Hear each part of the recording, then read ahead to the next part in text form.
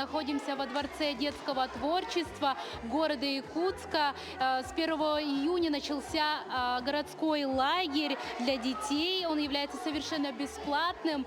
Родители заранее записывались в этот лагерь через портал госуслуги. В лагере отдыхают более 300 детей, и расписание включает в себя полную занятость с 9 до 3 часов дня.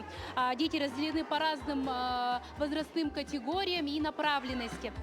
В лагере сформировано множество отрядов разных направлений, от рисования и шахмат до изучения английского и конструирования. По словам вожатых, с каждым годом интерес к лагерю дневного пребывания возрастает.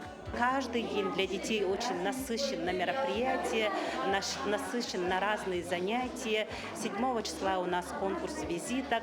Каждый отряд, как вы видите, готовит свое отрядное место, готовит конкурс визиток.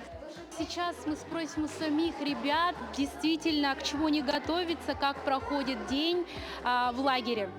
У нас сначала идет зарядка, потом у нас завтрак, и после завтрака мы занимаемся играми, играем.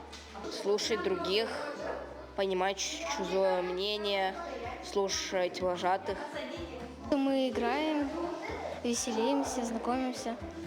Утром мы приходим и делаем общую зарядку. Далее мы идем в ЕГНГ кушать и возвращаемся обратно в лагерь. Детей ожидает насыщенная программа с множеством игр, коллективных заданий, конкурсов и концертов.